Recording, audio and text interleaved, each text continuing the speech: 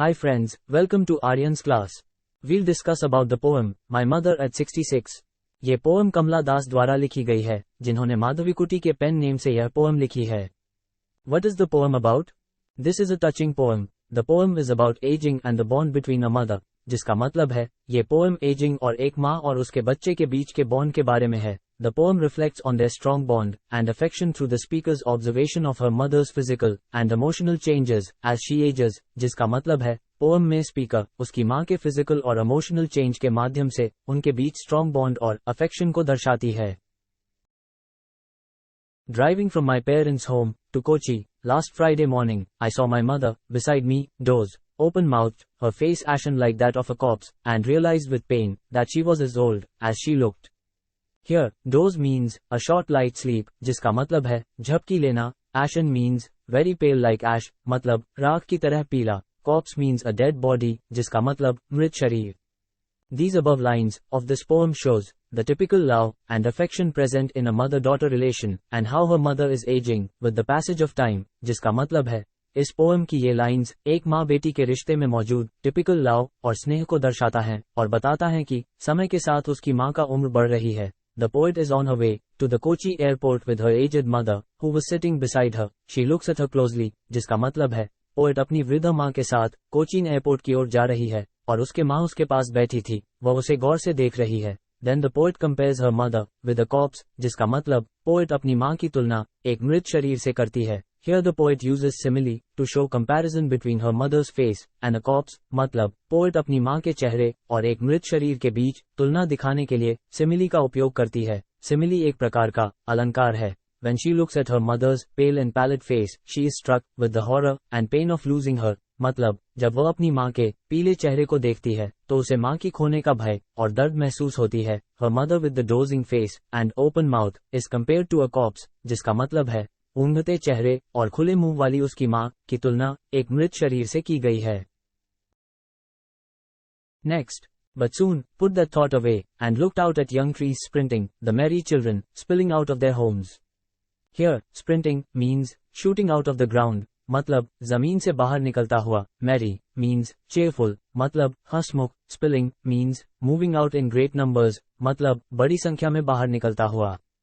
The above lines are the contrast between the aging pale view on her mother's face and the youthful joyous view among young trees and children, जिसका मतलब है, उपरोक्त lines उसकी माँ के चेहरे पर बुढ़ापे के पीले दृश्य और युवा पेड़ों और बच्चों के बीच जवान खुशी के दृश्य के बीच अंतर हैं.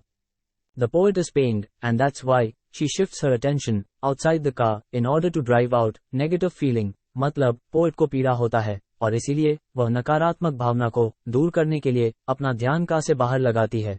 She changes her sad mood, मतलब वह अपना उदास मूड बदल लेती है. The scene outside the window is of growing life and energy, जिसका मतलब है, खिड़की के बाहर का दृश्य बढ़ते जीवन और ऊर्जा का है. The rapidly sprinting trees, alongside the merrily playing children, symbolize life, youth, and vitality, मतलब आनंदपूर्वक खेलते बच्चों के साथ तेजी से बढ़ते पेड़, जीवन, यौवन और जीवंतता का प्रतीक हैं. The scene reminds the poet of her own childhood, when her mother was young. मतलब ये दृश्य पोएट को उसके बचपन की याद दिलाता है जब उसकी माँ जवान थी. Whereas now she is encircled with the fear of losing her and that has made her insecure, जिसका मतलब है, वहीं अब पोएट अपनी माँ को खोने के डर से घिर गई है और इससे पोएट खुद को असुरक्षित महसूस करने लगी है. Next. But after the airport security check, standing a few yards away, I looked again at her, wan, pale, as a late winter's moon, and felt that old familiar ache, my childhood's fear, but all I said was, see you soon, Amma. All I did was, smile, and smile, and smile. Here, wan, means, unnaturally pale, मतलब, अस्वाभाविक रूप से पीला. Ache, means, pain, मतलब, दर्द. The above line shows that, the poet is feeling, the pain of separation, leaving her mother and going, मतलब उपरोक्त line से पता चलता है कि पोएट को अपनी माँ को छोड़कर चले जाने की वियोग पीड़ा का अनुभव हो रहा है. She is at the airport to take a flight. It indicates departure and separation, which creates melancholy, जिसका मतलब है, पोएट उड़ान भरने के लिए एयरपोर्ट पर है. ये प्रस्थान और अलगाव का संकेत देता है, जो उदासी पैदा करता है. As she bids goodbye to her mother, the image of old, wan, worn out mother strikes her again. मतलब है कि जैसे ही पोएट अपनी माँ को अलविदा कहती है, उसे एक बार फिर वृद्ध, कमजोर, थकी हुई माँ की छवि याद आती है. Here again, simile is used to compare her mother with a late winter's moon, जिसका मतलब है यहाँ एक बार फिर सिमिली का प्रयोग उसकी माँ की तुलना सर्दी का चांद से करने के लिए किया गया है. It is because the light at the late winter's moon is obstacled by fog and mist. As she looks old now, her personality is affected by it, जिसका मतलब है कि ऐसा इसलिए है क्योंकि सर्दियों के अंत में चंद्रमा की रोशनी, कुहासा और धुंध से बाधित होती है. चूंकि पोएट की अपनी माँ अब उम्रदराज दिखती हैं, इसलिए उनके व्यक्तित्व पर इसका असर पड़ रहा है. Her childhood fear of losing her mother is haunting her. मतलब बचपन में अपनी माँ को खोने का डर फिर से पोएट को सताता रहता है.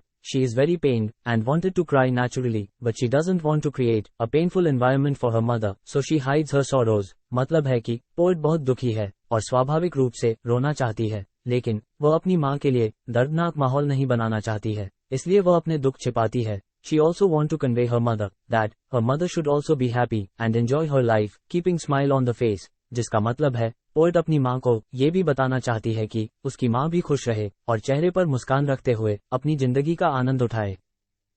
Wait for the second part for important questions and answers.